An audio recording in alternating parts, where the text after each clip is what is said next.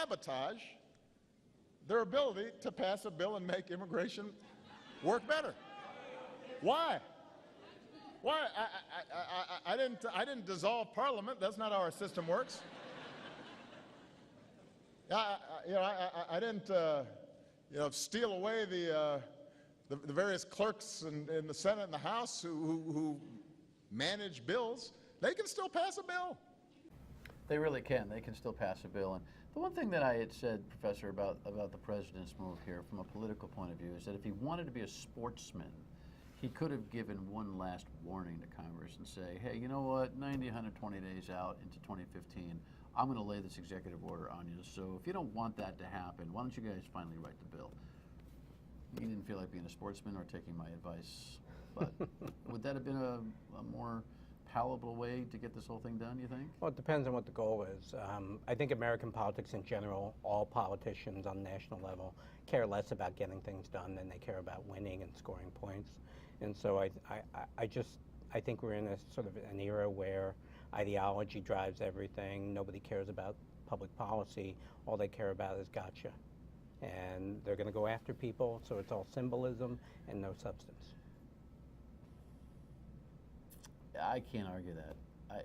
There's got to be a little substance that squeaks in the cracks during all of this, because too much lack of substance for too long, even the American people wake up and say, wait a second, there's no substance here. Well, here's the substance. As president, because they're the chief executive, presidents can do substantive things without Congress doing anything substantive. And so in some ways, winning the White House is checkmate. Because in this era of stalemate with divided government, presidents actually can do the sorts of things that Obama's doing.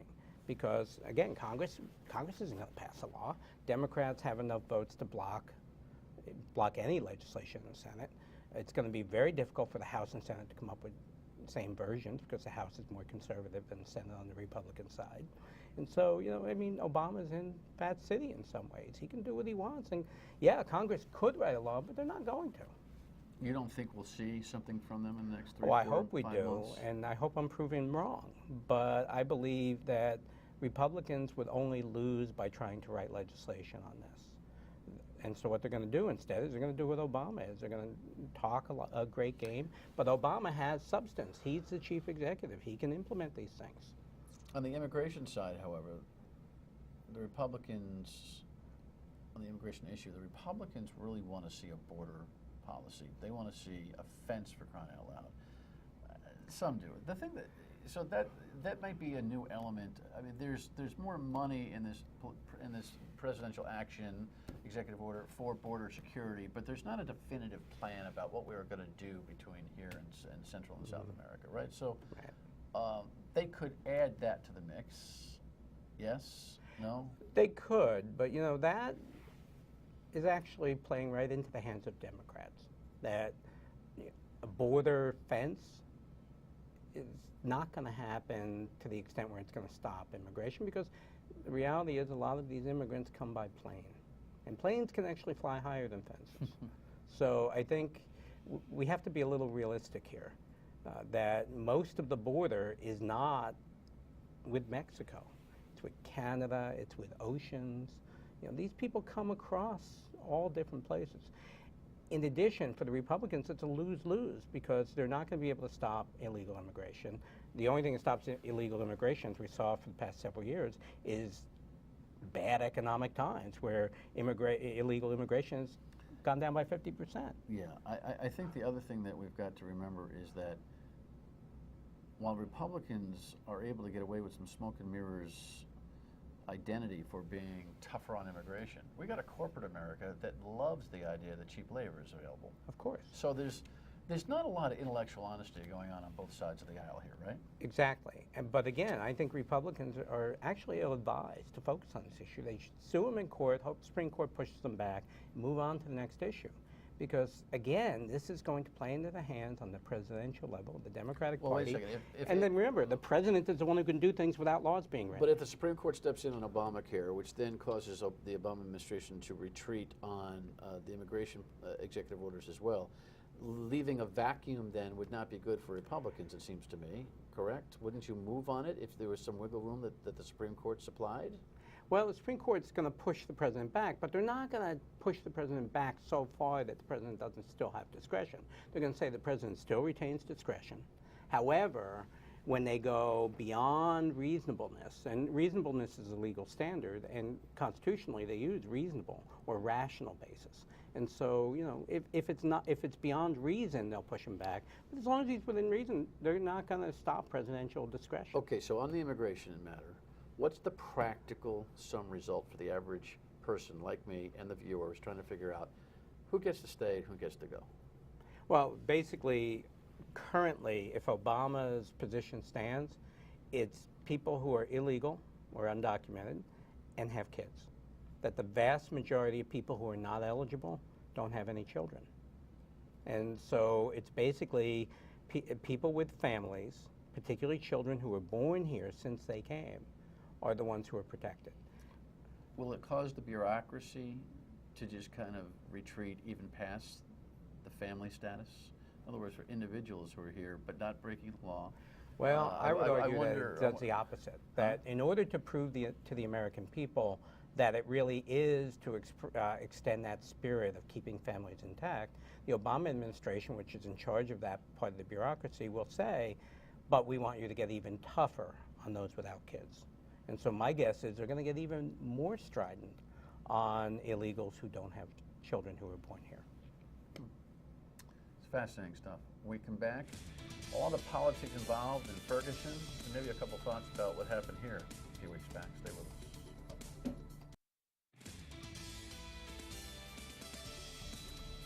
Scenes all around the country coming off, you know, hands up, don't shoot. One of the most fascinating conversations I've seen in a long time politically here in this country off the Ferguson nightmare. And I don't expect the professor to reflect necessarily on the Michael Brown shooting itself, but the politics have been incredible, huh? Don't you think? Yeah, I think it's a lose-lose for everybody. We all feel rotten about everything, and both sides, all sides, come out worse. I mean, closing Route 95 in Providence, is that really going to change anything? On the other hand, the reality is if I were African American, I would have been stopped by cops a lot before being 54 years old, and I've never been stopped. Yeah, but I'll tell you, I think most people are very fair-minded about this. When they stop and listen to the challenges, and I've been having a bunch of shows on radio and TV about this, and look, you know, I'm no bleeding heart liberal by any stretch of the imagination, but I can walk in somebody else's shoes if I'm allowed to for a moment, and I think we just have to recognize some of the crime stat data and the inequities that exist between black and white prosecution, and recognize that the numbers are like this. Now, there are reasons why the numbers are like this that are legitimate, and black America and its political leadership aren't doing a very good job of being candid about it, and white America just doesn't want to hear about what the truths are, and so that's the problem. But I'll tell you, this king of the hill mentality in black politics, minority politics in general, which is my theory, which is you keep people down, make sure that they're victimized and that they got problems because you're the guy that can solve it, and you need to stay where you are type of stuff, really, I think, is not helping the situation very much. Yeah, I couldn't disagree with you more, but I think I'll pass on that. Why? I think because this is such an emotional issue, and as two white guys sitting around, I don't think it's a wise move for me to talk to you about this. That's fascinating. Where do we get the traction to be able to discuss that kind of stuff? Why can't I make that analysis and have you comfortable reacting to it? You know, what's it based on?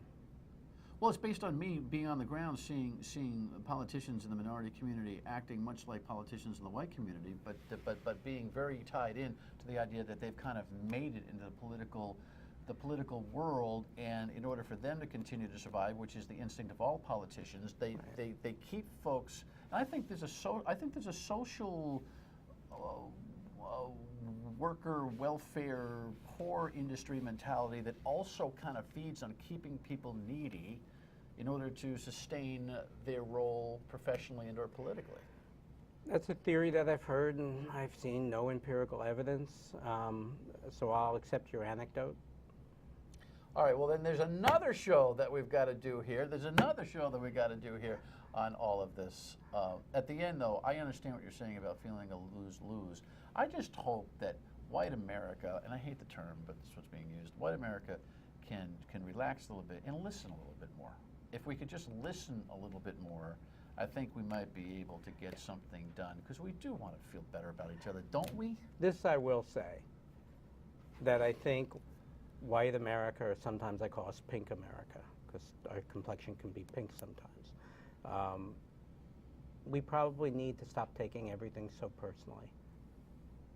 And we need to understand that we don't represent all of white America, just as any African American doesn't represent all of African Americans. And isn't that true? I mean, the one thing from this story is you've got to understand that there are plenty of people who happen to be African American who don't think that Michael Brown is the poster story for reform. They're just not getting very much attention. Mm-hmm. Yeah. True. It's good to talk to you. Thanks.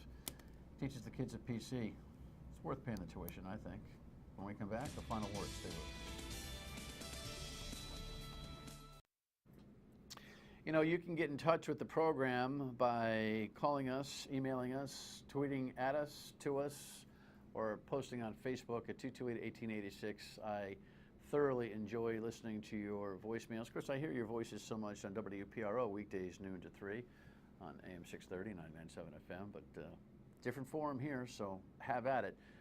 I note that we are on an anniversary from Sandy Hook here, and although the show has been pre-recorded for tonight and may not feel as timely, we are going to have a very poignant show at the end of the week. On what date? The 18th, which is Thursday, on Thursday of this week, talking to a mom of one of the little ones who was lost.